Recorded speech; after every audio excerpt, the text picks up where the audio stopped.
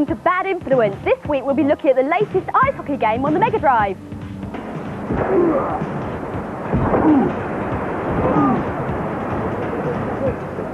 And now I'll be reporting from California, where NASA scientists are discovering what it would be like to fly around on other planets.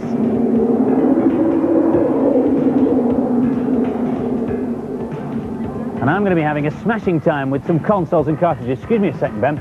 Can I do it now, Violet? No, not now, Andy! Oh. First, we're going to go and dim the lights and visit a haunted house. It's a game on the PC called Alone in the Dark. This game is state-of-the-art. The animation and the sound is brilliant. The sound's really eerie and atmospheric, and you view the game from different angles, just like being in a film. You've got to explore the house and discover the mystery behind it. I'm going to take this oil lamp because I might need it later when the room's dark. You can also choose to be a man. The man has got different qualities. He's physically stronger, but the woman's brainier, and I'm not going to comment on that. Right, I'm just going to go and see what's in this chest. Go and open... oh no, beaten to it by a monster. This game, Alone in the Dark, is out in the shop for the PC only on the 19th of November. Oh no, I'm going to put her into fight mode now, and I've got no weapon, so all I can do is kick. Take that! Oh no, whoops. Take that, you fiend. Ah, hello again, slimy furtlers. Namrud here at the back door with more hints and tips. Now say after me. Aid, nai, ra, la car. Louder. Aid, nai, ra, la car. Now look out of the window. Is it raining? No, of course it isn't, because Aid, nai, ra, la car is a cheat for a Jurassic game on the Mega Drive called Splatterhouse 2. At the beginning of the game, you can enter passwords to jump to later levels. Now don't tell anybody else these codes. So, Aid, nai, ra, la car gets you to level 6. This code will get you to level 7, and this code will get you to level 8. So that's Aid, nai, ra, la car. Can I do it now, Violet? No, not yet, Andy. We need the video to record Games Master. Right, fair enough. And you, if you've got a video, can use yours to video the data blast at the end of the programme. I showed you how to use this last week. You get the idea. Video the credits, then rewind the video and play it back to yourself, but don't play it back at normal speed. Play it back using your pause and your frame advance, and 50 or more pages of information will become accessible to you completely free of charge. Last week we had several calls asking how the scoring works in our reviews. Well, the magazines normally award a percentage, but strangely enough, 50% isn't an average game, because they seldom award less than 60%. So we decided to have a more sensible way of reviewing things. We award up to 5 stars instead. So, 5 stars is really Jurassic. 4 stars, pretty good, worth buying. 3 stars, an average kind of game. 2 stars, don't buy it unless you are a real fan of that particular type of game. And 1 star, we wouldn't touch it with a 10-foot joystick. It's a complete turkey. But I'm sure that doesn't apply to our main review for this week. NHLPA Hockey, the follow-up to EA Hockey, one of the best-selling games on the Mega Drive ever. All the big names are there. They all have different playing styles, and here to fight it out for Bad Influence are Adam and Sarah. I like this game a lot, but it's too much like the original EA Hockey, so if you've got it, just don't bother buying it. But I still like it. But still, to appreciate it properly, you've got to have 2 players, so find yourself a friend. Unfortunately, I've only got Sarah. Thanks a lot. To control a player, B is to pass and tackle, and C is to have a shot at goal.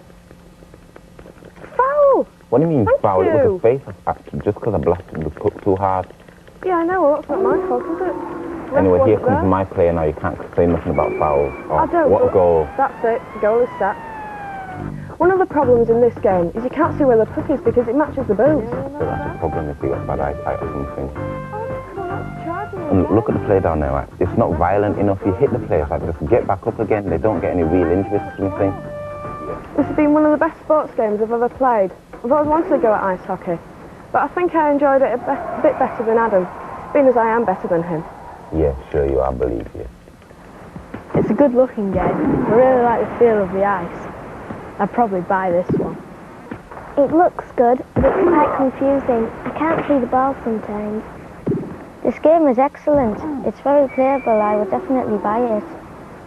And so the final scores for NHLPA Hockey. The boys gave it 4 out of 5. And the girls gave it 4 out of 5. Excellent scores.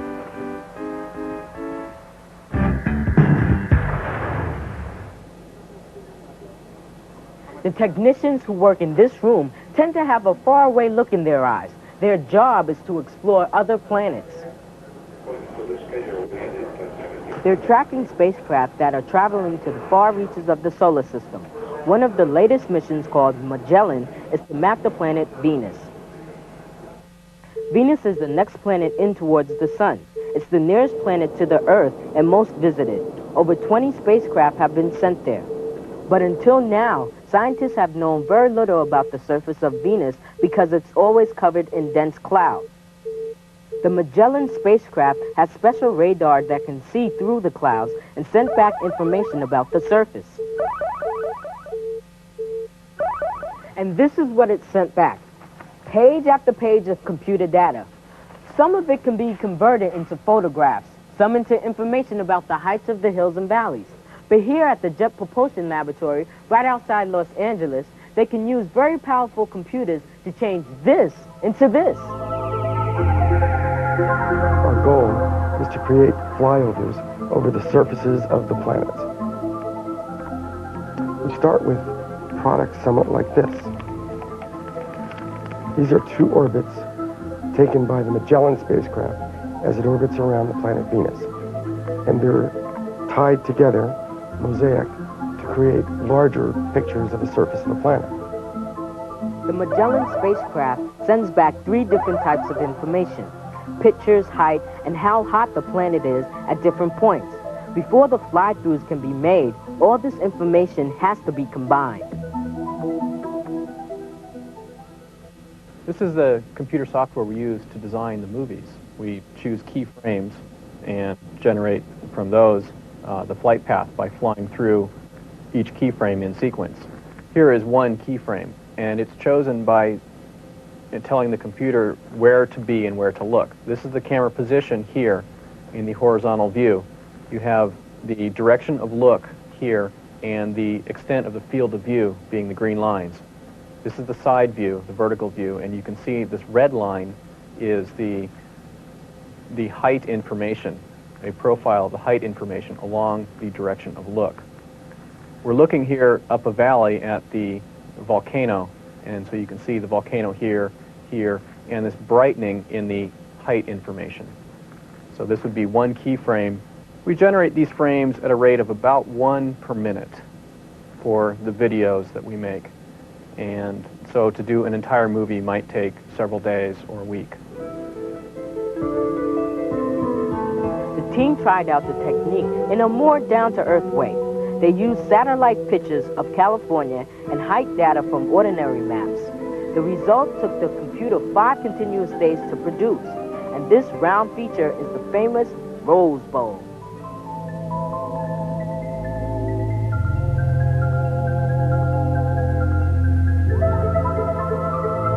You may wonder how we get color from radar images. Well, this image was taken by the Soviet spacecraft, and it was taken by a lander. In fact, you can see the edge of that spacecraft, and the data was transmitted back from that lander to the Earth, and so we have a few images in color of the surface. We use the hues from this image to create the color that you see in the Venus flybys.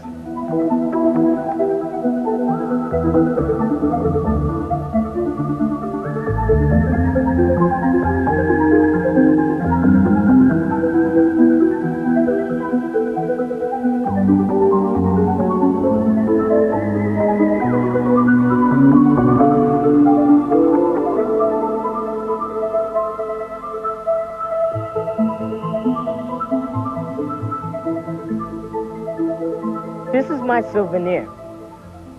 It's a postcard of Venus as you'll never see it, without its clouds. The latest rocket is carrying the Mars Observer spacecraft, and they should be getting photos from Mars in about 1994. Hey, stay cool, Zed. The word of the week is E-terps. Sorry, sprite. A sprite is a collection of points that move about on the screen as if they were all joined together, like on Zool or Mario or Sonic. Here's a cheat that Zed might be interested in. It's for Agony on the Amiga. when the title screen appears and the music is playing, type in the word fantasy in big capital letters. Then, when you start the game, you can press the F1 key and you get the big sword. The F3 key, you get an extra 20,000 points, and the F4 key gives you an extra life. Oh, and by the way, you can press these keys as many times as you like. Got that, Zed? It's Z right, not Z, contrary to what certain sad people might think. Now it's time for this week's news and previews. A long time ago on a planet far, far away, Star Wars was a hit on the NES. Now here's a mega preview of Super Star Wars for the SNES. It features every scene from the movie culminating in a grand effort to destroy the Death Star. It's destined to be even bigger and hotter than Street Fighter II was this year as it pushes the SNES to its technical limits and is due out next spring. Don't forget the Future Show, which starts today at Earl's Court. All the new games will be there. Bad Influence will be hosting the first ever National Games Championships, and we'll see you live there on Sunday. Two exciting new games for the Lynx are in the pipeline. The first is Dirty Larry. He's a mean cop who doesn't go by the book when it comes to cleaning up the streets. A big game, it's got around 80 levels and one of the best intro sequences I've ever seen on a handheld. Then there's Dracula, not for the faint-hearted. The blood-sucking vampire wreaks havoc as you try to escape from his castle. Last week we ran a competition to win this SNES and Super Scope action pack along with the Bad Influence t-shirt. The question was very simple. The names of our few Manasaur characters, that's what we wanted to know. If you put Brad and Dina on your entry form, you're halfway there. We'll have a rummage because all the correct entries are in here. Pull one out. This bit of paper, Brad and Dina, that's correct. Janine Robinson, age 12, Bostock Walk, Chawton on Medlock, Manchester. Well done, you're a winner. This week we're giving away 4 quick-shot supervisions and loads of games. And the question is, what's the name of the 2 droids in Star Wars? Again, not Andy and Violet. Answers please on a postcard or sealed down on envelope marked competition to reach us by next Monday.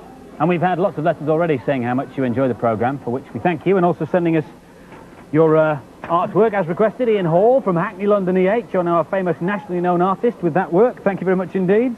Same applies to Rebecca Law, who is 8 and lives in Seymour Gardens, Middlesex. Now you're well known as well. A fine peregrine falcon. And also we had animations on discs, most of which were too gruesome to show on telly, but we snuck some of them on the data blast at the end of the show. However, this one we can show from Matthew Haslam, age 13 from Rochdale. Thank you for sending all that work in. If you saw it on the telly, you will receive a Bad Influence t-shirt in return. Now for some more game reviews. Super Hunchback for the Game Boy finds our hero in an enchanted forest. Here's Jean-Pierre.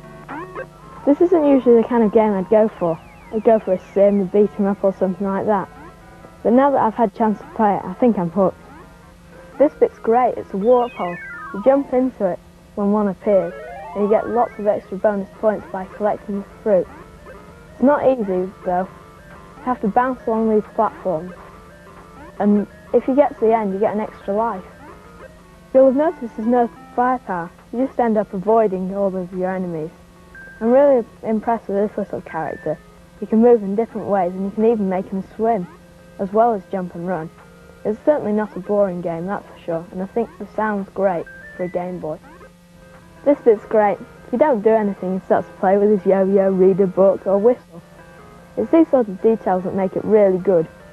I'd definitely buy it. Great value for money. I like this game. It's really funny when he gets hit and there's stars around his head, but I prefer games of weapons. The graphics are good. I'd definitely buy it, and it's very playable.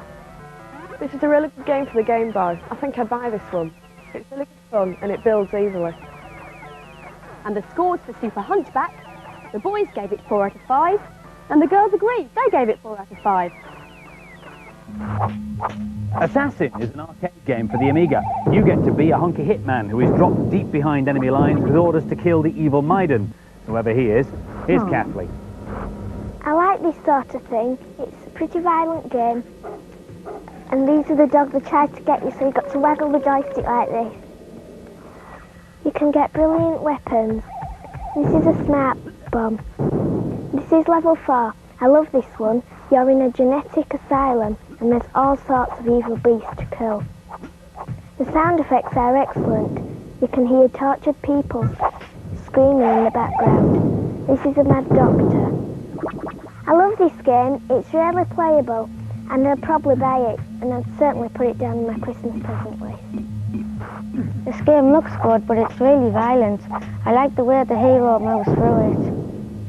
I think the graphics are excellent, but it's not that playable. It's really hard to get anywhere. I prefer games with a better difficulty curve. This game's got a difficulty worked out all wrong. You die too many times when you start playing it, so you get bored of it. I would have marked it high if it had held my interest at the beginning, but it didn't, so I haven't. And the scores for Assassin, the boys gave it 3 out of 5, but the girls gave it 4 out of 5. The Bad Influence studio is full of every kind of console and computer there is. But have you ever wondered what's inside those little plastic boxes? Can I do it now, Violet? Yes, now, Andy! Right, yeah! Don't do that at home, I've heard it invalidates the guarantee. So, what's inside the plastic boxes? Well, you won't be surprised to learn that it's lots and lots of computer chips. I'll give you a quick guided tour of the Mega Drive. This one here is the one that actually runs your game. Over here, we've got the sound department, and this little square one here is really clever. This is your sophisticated graphics chip. This is the one that provides graphics the like of which you see in, say, Legend of Galahad. Now look at this. In the background is moving so smoothly because the graphics chip is concentrating on the background, leaving the main games chip to concentrate on running your game. That's how these things work. This is the inside of a SNES. I mean, most of these systems look much the same inside. That one there is the graphics chip in a SNES, and it's that little chip that makes games like F-Zero have that rather unique arcade quality about them. And this is what the inside of a cart looks like. It can have up to 4 chips. This one stores the game program, these two with the memory, and that's the battery that powers the memory when the machine's turned off. But this is the really interesting one. Only the manufacturers really know how it works, but it matches up with a similar chip inside the machine, and without it, the game just won't run. Now, the manufacturers put these protection chips, as they call them, inside their cartridges to prevent other software companies from knocking up games, running them on your systems, and not paying them a royalty. But there is a way around it. This is called a plug-through. Now, what a plug-through essentially is a game in here, but without the protection chip. So to run it on your system, where does the protection chip come from? One of your normal games. Plug it in thus, and the plug-through is wired to cut out the game from this cartridge, but wired to accept the protection chip. So when you plug the whole of this into your system, the game runs. Plug-through games will cost you about £10 less than normal ones because there's no protection chip. But beware, they're not approved by the console manufacturers. So if you use one and it damages your machine, it's not covered by the guarantee. Nor is it if you hit it with a mallet, by the way. Ah, thanks very much for the cheap book, Tom Simmons from Glassbury. Of course, I knew them all already. Next time, send them into someone like Andy or Violet. When I play Street Fighter 2, obviously I always win. But I can't work out whether it's because my character is stronger than the other or not. This is a cheat that allows you to play one character against himself. When the game is loading, press in, down, right, up, left, Y, B, X, and then when the sound goes down, hit the A button. You can now choose Ken as player 1 and as player 2. So, if you've got any friends, you should have an even match. Well, that's about it for this week, but don't forget to video the date of last, which starts in a few seconds. Join us next week when, amongst other things, we'll be reviewing an excellent new film about a group of computer high-tech security experts. It's called Sneakers. See ya. Bye. Bingo. We're up. Preparing to sever master circuit. Sure